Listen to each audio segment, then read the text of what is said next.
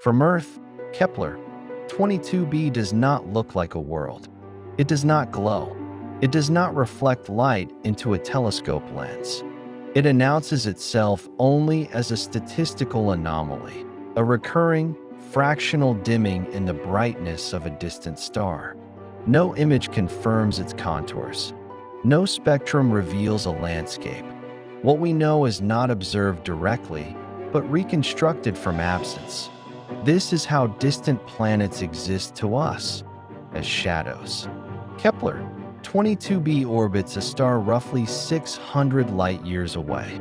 The photons we analyze today began their journey long before modern science existed, before telescopes, before the idea of planets beyond the solar system had solid footing. Whatever is happening on that world now may be different from what those photons passed through. Astronomy is always delayed. Certainty always arrives late. What made Kepler 22b stand out was not what it is, but where it is. It orbits within its star's habitable zone, the orbital region where temperatures could allow liquid water to exist on a planetary surface. This phrase carries weight because of Earth. Because on Earth, liquid water and life are inseparable. But the habitable zone is not a statement about biology. It is a statement about energy balance. It defines a region where water is not instantly destroyed by heat or locked away as ice. Habitability is not a promise. It is permission. Kepler 22b is significantly larger than Earth, with a radius about 2.5 times greater. That difference is not cosmetic. It reshapes everything. Larger planets hold more gravity. Gravity dictates atmospheric thickness. Atmospheric thickness determines pressure, temperature gradients, and chemistry. A small increase in size can produce a radically different world. This is where uncertainty takes over. Kepler 22b could be a super-Earth, a rocky world with a solid surface, deep oceans, and a dense atmosphere. Or it could be a mini Neptune, a planet dominated by gas, with no surface at all, only increasing pressure as one descends. Both interpretations fit the limited data. Between them lies the difference between a world that might support life and one that almost certainly cannot. The atmosphere decides which version is real. Atmospheres are not accessories. They are systems, dynamic, reactive, and persistent. They control how energy enters and leaves a planet. They mediate radiation. They shape climate over billions of years. On Earth, the atmosphere stabilizes oceans and allows complexity to persist. On Venus, it locks heat in so efficiently that surface rock glows. Kepler 22b's atmosphere, whatever it is made of, determines whether the planet is gentle or extreme. If the atmosphere is dominated by hydrogen and helium, retained from the planet's formation, then pressure at depth could be immense. Hydrogen, while light, is a powerful greenhouse gas when present in large quantities. Even at the right distance from its star, such a planet could experience temperatures far beyond what liquid water tolerates. In that case, the habitable zone would be a technicality, not a meaningful condition. If instead the planet lost much of its primordial gas, stripped away by stellar radiation early in its history, then heavier molecules could dominate. Nitrogen, carbon dioxide, water vapor. Gases capable of forming clouds, cycling heat, and maintaining long-term stability. This scenario allows for oceans, weather, and chemistry complex enough to persist. But allowance is not assurance. Clouds introduce further ambiguity. Clouds can cool a planet by reflecting stellar radiation back into space. They can also warm it by trapping infrared radiation below. Their effect depends on altitude, composition, particle size, and coverage. On Earth, clouds act as regulators. On Venus, clouds hide a surface that is lethally hot. On Kepler, 22b, clouds could stabilize climate or conceal extremes. We cannot yet distinguish between these outcomes. Spectroscopy offers clues, but not clarity.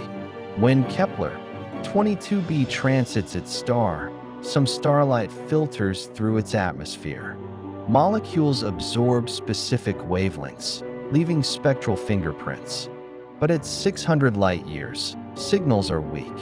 Noise dominates. Multiple atmospheric models can explain the same data. A hint of water vapor might indicate clouds or steam. Carbon dioxide could signal volcanism or atmospheric collapse. Methane could arise from chemistry or biology. None of these signatures speak clearly on their own. Life is not defined by any single molecule. It is defined by imbalance. On Earth, life maintains atmospheric disequilibrium. Oxygen should react away. Methane should vanish. Their coexistence implies continuous replenishment. Detecting similar disequilibrium elsewhere would be compelling, but only with context. Context is exactly what distant exoplanets deny us. Kepler 22b highlights a broader truth. Most planets found in habitable zones are not Earth-sized. They are larger, heavier, and stranger. If life is common, it may arise under conditions unfamiliar to us: higher gravity, thicker atmospheres, denser skies. Life elsewhere may not walk or breathe or see as we do. It may not even rely on oxygen. Earth may not be a template. It may be an outcome. Kepler 22b forces us to confront this possibility. It asks whether our definition of habitability is too narrow, shaped by a single example.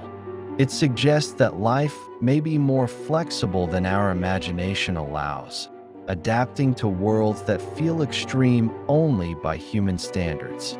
If life exists on Kepler 22b, it will not be visible from space.